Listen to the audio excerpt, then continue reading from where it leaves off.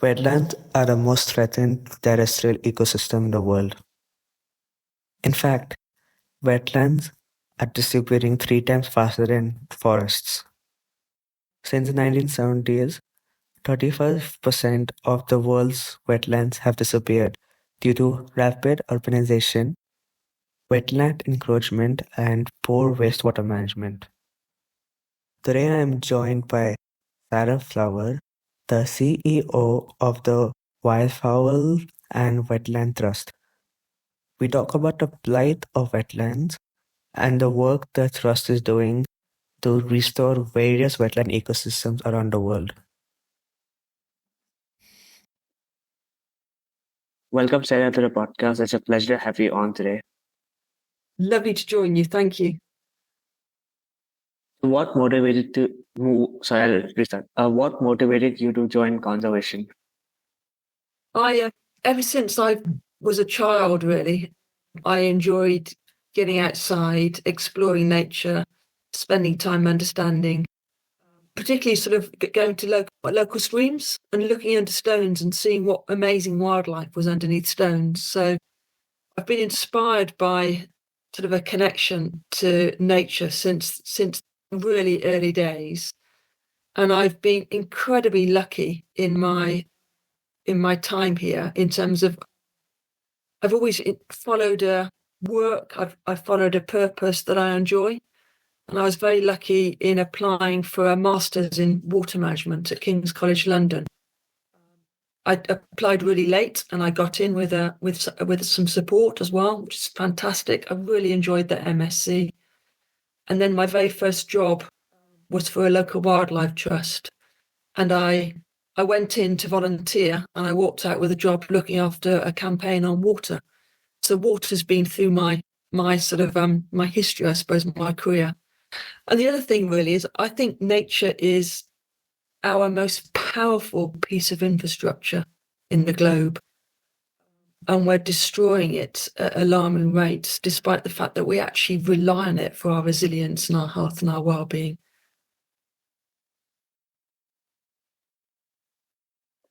So, how did the Wildfowl and Wetland Trust come into being, and what is the organization's long-term vision? So WWT, we're the charity for wetland restoration. We're all about wetlands and wildlife. Over 75 years ago, conservationist Sir Peter Scott founded WWT. He could see back then that the natural world was at risk, and he could see that the huge decline in species and the risk of species extinction. And rather than focus on the problem, as many might have done at that time, he focused on finding a solution. And he found that solution in the space where land and water meet, where there are wetlands. He was a pioneer of modern conservation, and he set about turning the tide on species extinction. For example, he did a lot of work on the Hawaiian nene, but he also set about helping people fall in love with nature. So he set up WWT as a charity that was about wetland conservation and wetland species and supporting that, but also a charity that was about helping people connect to nature, which is why we've got our 10 wetland sites. He worked closely with Sir David Attenborough. Sir David Attenborough said Sir Peter Scott sort of fueled his excitement in the natural world. And we live on that, that legacy of being a sort of a pioneer of modern conservation is something that we can constantly strive for as a charity. And looking at ways of finding problems, fixing problems and finding solutions.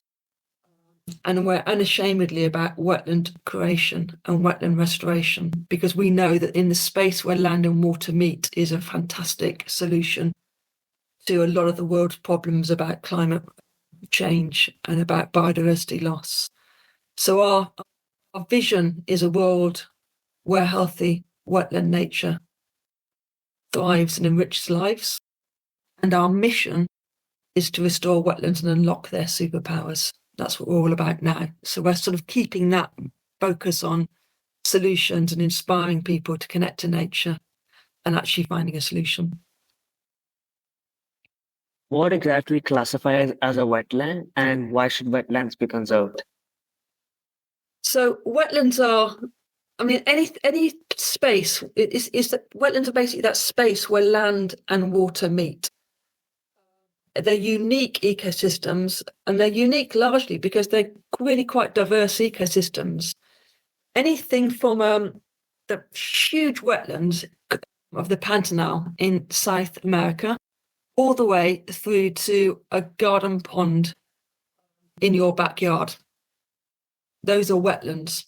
So wetlands can be anything from salt marshes that are sort of buffering our mangroves, that are buffering our coasts from climate sea level rise, all the way through to peatlands, through to massive sort of floodplain marshes and bogs, to city streams. The beauty about wetlands is that they're diverse and varied, and they're incredibly diverse in terms of the species that rely on them. Over 40% of the world's species rely on wetlands. So that's why I love wetlands, because they're diverse habitats, and within them they are absolutely teeming with wildlife. What are the key threats to wetlands? So wetlands, key threats to wetlands are, I mean, the main threat to wetland really is the fact they are largely misunderstood and not well-known habitat.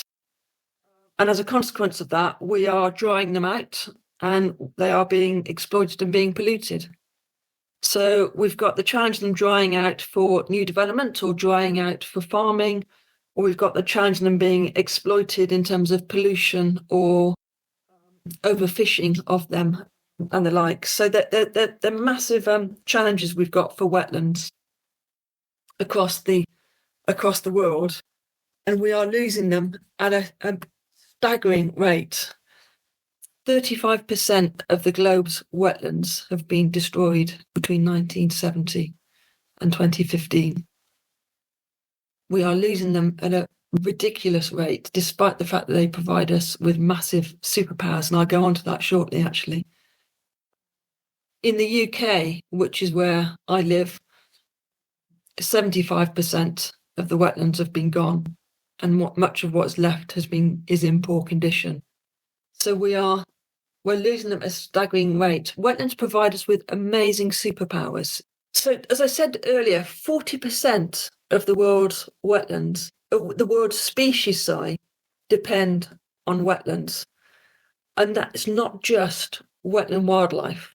If you imagine wetlands are like the service stations on nature's superhighways, migratory highways across the globe, or if you imagine the number of species and number of birds that fly across the globe, they rely on wetlands as their service stations, as stopping off points for food, stopping off points to rest as they migrate around the globe. They're also important. We've done some research on farmland ponds within the UK, and we've shown that wetlands are incredibly important for farmland birds. The insect chimneys, the insects that emerge from wetlands and come up, are really important for supporting farmland birds. So it's not just wetland species that rely on them. But not only are wetlands teeming with wildlife when we let them thrive, they're really good for us. 10 minutes in a wetland, I don't know about anybody else, but I often find solace and find my spirit lifted when I go into a wetland and just sit there and spend time by a river or spend time in a marsh. We also depend on wetlands for the food we eat and the water that we drink. They're powerful weapons in the fight against climate change, not only in terms of being incredible carbon stores. So salt marshes and other coastal wetlands store carbon 40 times faster than any other habitat type. They also shelter us from the impacts of climate change. If you think about floods and droughts, wetlands hold water to minimise the impact of flooding and also hold water to minimise the impact of droughts. And they purify our water. So that's when I talk about the superpowers of wetlands. They're incredible superpowered ecosystems for us. And we need to really recognise those superpowers. They also reduce air temperatures by up to 10 degrees. I could go on and on and on. And they support millions of jobs, and they support livelihoods as well. So they're incredible ecosystems. So you can tell how passionate I am about them. I'll stop there. Talk about how climate change is impacting these habitats. Yeah, well, I mean, climate change is causing a concern for us in terms of, I guess, we are seeing a huge change in our weather as a consequence of climate change. So we're seeing heavier rainfall, and we're seeing much longer prolonged periods of dry. So wetlands are being impacted by climate change because they're either being buffeted by a lot of water falling from the sky, or they're being buffeted by not enough water from the sky. However, the thing about wetlands is that they can actually provide a solution to climate change. And if we manage wetlands and look after them well enough, they can be superb at buffering us and providing us with that resilience. So I think in the challenge of climate change, I think we should see wetlands as a solution, and seeing them and actually bringing more wetlands back into our spaces will help us enormously. So where exactly does WWT operate? WWT, we are a global wetland charity. We operate within the UK, and we operate within a number of global hotspots. Within the UK, we have 10 wetland sites, which are places where people can come and enjoy connection with nature, connection with wetland nature. And they're across all 4 countries of the UK, in England, Wales, Scotland, and Northern Ireland. And they're brilliant places to help people fall in love with nature and understand wetlands. We also work across the UK on a number of projects, and we've got a massive ambition in the UK for restoring 100,000 hectares of wetlands by 2050. We've also operate globally, and we operate in a number of hotspots. We operate in Madagascar, in Cambodia, in the lower Mekong Delta, in the sort of coastal wetlands and intertidal wetlands of Southeast Asia, and we're wanting to work in the East Atlantic flyway along West Africa as well. Why in those areas? Well, those areas are really, really important for wetlands, and they're also at threat. The wetlands, they're at risk and at threat. We've got a big global ambition to protect 1 million hectares of wetlands within the areas that we operate. And we've got a global ambition of supporting 25,000 conservationists, wetland conservationists across the globe. I mean, our work globally really is around forging partnerships and working with others. We want to mobilise an on-the-ground network to drive wetland conservation at a local level in our global hotspots. And we want to really be working with local communities to identify and reduce pressures faced by our most important wetlands in global hotspots. And I can give you some really good examples of work we're doing in Cambodia and Madagascar. So in Cambodia, we've been working there since, I don't know, for the last sort of 10 or so years. We're working particularly on the Mekong River. The Mekong River is a really important wetland, and it provides support for and water for 60 million people. We work particularly in the lower Mekong Delta, southeast of the capital. And along the lower Mekong Delta is some really important seasonal flooding. It creates really, really good fertile land, and there's been rice cultivation there for over 2,000 years. And it's really, really rich fish nursery as well there. And we've been working to support the rare Sarah's crane. In that area, we've lost 65% of wetlands in that area, which is equivalent to about 1,600 square kilometres of wetlands. So we're working with communities there, and this really is being led by teams and communities within Cambodia to dam up to provide sort of a really long dike to sort of stop the water from being lost, planting thousands and thousands of seedlings to revive a forest there, and working with about 300 farmers as well to support sustainable rice cultivation. And we're seeing sort of the benefit of that, both in terms of the farmers and also the benefit in terms of Sarah's crane benefiting. So that's the sort of work that we're doing. So what exactly goes into wetland restoration? Oh, wow. What goes into wetland restoration? There's a whole range of, I mean, the key for us really is understanding what the habitat is, what the importance of the habitat is, and how it operates, and the ecosystem services and the way the ecosystem works. So a lot of the starting point is understanding the way the ecosystem operates. And then really it's about rolling our sleeves up, getting muddy, and restoring wetlands. And that is around really sort of getting muddy, getting into the wetlands, working with the communities, and working to restore wetlands. Talk about the Wetland Conservation Unit of the WWT. Our Wetland Conservation Unit, I mean, our Wetland Conservation team, our directorate that works across all these areas, goodness me, it's a broad range of activity that they do. Let me give you some examples. I mean, I've given you one example of the work that we're doing in Cambodia. We're doing some work in the UK. We're working with along the River Thames with the authorities that look at flood risk management along the River Thames.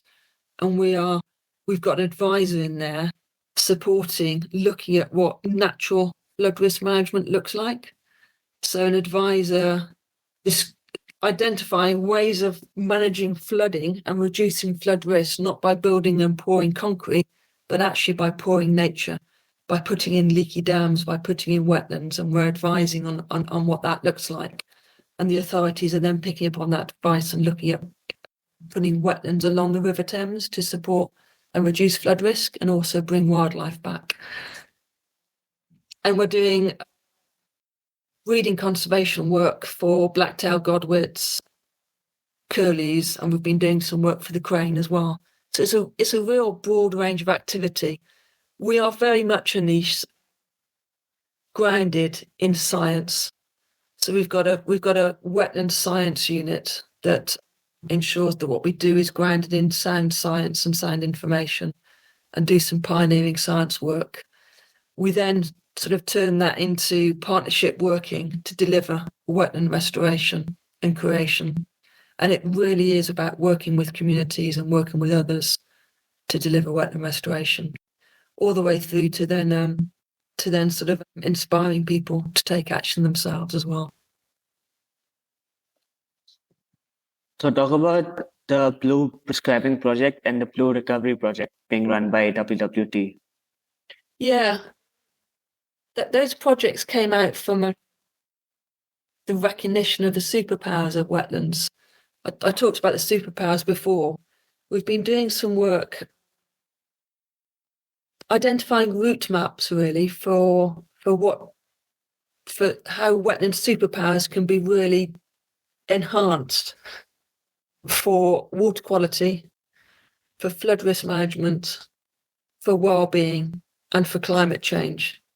I mean, the well-being one is a really good example. We've been doing some work with local GPs, providing a way for individuals to come and spend time in a wetland to improve their well-being and their health. And it's being tested through GPs as well. And it's proving a really valuable way of demonstrating that actually, quite often, spending time in a wetland can help you, and spending time with nature can help, rather than taking and prescribing drugs. So it's a preventative healthcare measure and mechanism. You briefly mentioned that you guys work with SARS cranes, but you guys also work with the common crane and their reintroduction. Yeah. Talk a bit about this project and how has the project fared, and what have been some prominent challenges you have faced in reintroducing common cranes? Yeah. So the common crane is some work we've been doing since about 2010. The common crane is an amazing bird. It's about just over a metre in height, a metre to a metre 20 centimetres in height. So it's a tall bird that's grey. It's got a very distinctive black and white head and red and white head. It's got a long neck, long legs, and it's got an amazing drooping curved feathers along its tail. And it's got an incredibly wide wingspan of over 2 metres, 2 to 2.5 metres. We've been working in the UK to support the reintroduction of common crane into the UK since 2010, as I've said. And we've raised in that time about 100 young cranes at what we've called a crane school. And we've raised them, and we've done some interesting, really, really sort of to avoid raising the young, avoid the young being imprinted on us. The crane school, we've sort of had people you going in support and in rearing the young. There's other people who can talk so much better about this than me, who've done the work, Anish. So I'm not doing this justice by any shape or form. We wear a crane outfit and have a prosthetic head that we use to help encourage and show the young cranes how to feed and how to peck for food. We also do some work to help them, teach them about the threats to them by sort of sharing with them a parents' alarm calls, so that when they are then reintroduced into the wild or put into the wild, that they can survive and thrive on their own. So it's really quite I talked about us being a science organisation and a dedicated organisation for species. This is a really good example of where we've done that. And we've released 93 cranes into the southwest of the UK on Somerset Levels and moors, and in locations that are secret locations over a period of about 5 years. And we've seen an incredible success and we've now got cranes breeding in a number of places in the southwest. The GB population has now got 48 breeding pairs. And what's brilliant is when I go to our site in Slimbridge, which is the heart and the sort of the start of where WWT started out, you can go out and look over the estuary at Slimbridge, and you can see wild cranes now coming back that are ones that we have bred and looked after. So it's just an amazing sight to see these families doing so well.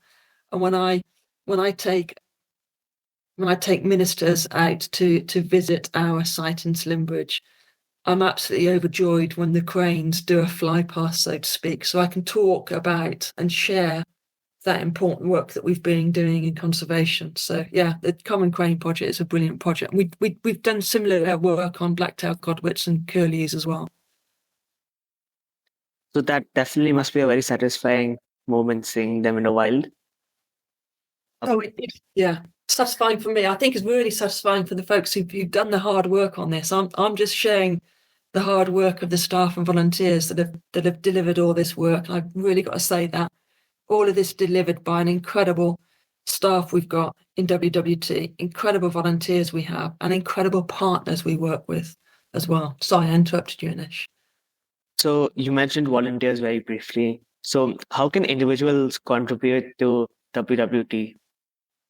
So yeah, we're a charity. There's a number of ways people can take part and participate and support the work that we're doing. Volunteering is a really valuable mechanism for doing that. We have volunteers across all our 10 wetland sites in the UK, and we have also volunteers, and they're volunteers that help us. For example, we have bird in the hide volunteers. So when visitors come to our sites and go into one of our bird hides and aren't quite sure what they're looking at, we've got amazing volunteers that describe what our visitors can see from the sites, and it just brings to life the whole experience of visiting one of our wetland sites. And we've got volunteers that help us with a whole range of other conservation work too. The other ways people can support us, I mean, I think visiting our sites is a really good way of doing that.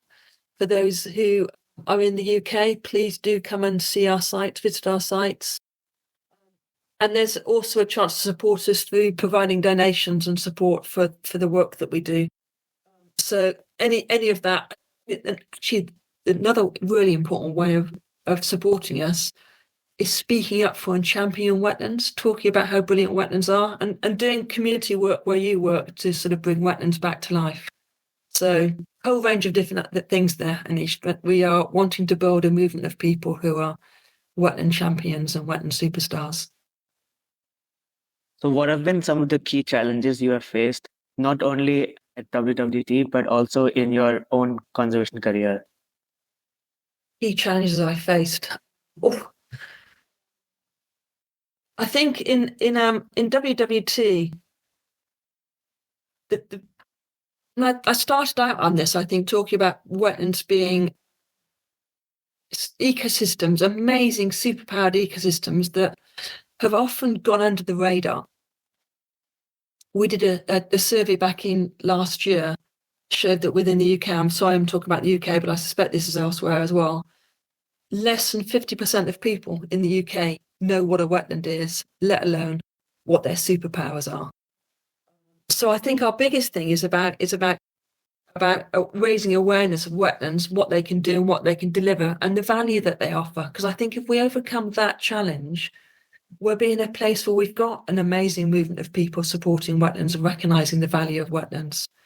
In my career, some of the challenges I've faced, I mean, one of the things I've learned in my career, I started out as a conservationist, as I say, working for a local wildlife trust on a campaign, looking at chalk streams and the impact of abstraction and pollution on an amazing chalk streams in Wessex, in Wiltshire. And I realised very soon on in my career that actually, a bit like Sir Peter Scott did really, that for people to really care about nature, they've got to want to fall in love with it and connect with it. And in my first job, I set up a network of river volunteers, people who would go to their local river, monitor the river on a regular basis, do kick samples to assess what the quality of it was, and then feed that information back. So I think it's not a challenge, but it's a big learning for me, is about that virtuous cycle between nature conservation and people. And actually, we're so interconnected that we've got to recognise that we can't separate ourselves from nature. And my final question for you today is that what has been some of your most memorable moments across your conservation career? Most memorable moments. They're all about standing out at a site, seeing the work that has been achieved by staff, whether that's been and volunteers. So whether that's been, I mean, the river volunteers is a standout moment from the start for me, because you'd stand back and you see this incredible, passionate group of people looking after their local river and wanting to devote their time and commit their time to doing that and sharing that science, that information with you to enable you to use that information for the good. All the way through to last year, I attended a Restore Nature Now demo in London. And that was a brilliant moment, sort of being joined by conservationists across the UK, all standing up for the importance of nature and restoring nature. And what I loved about that was it's a completely peaceful demonstration. It was actually saying, look, we stand with nature, we stand with the value of nature, and we are all taking action to restore nature. So my standout moments really are with people who are doing amazing things and seeing the amazing things they're doing. So that's a great way to end the podcast. Thank you so much for taking time out for this, and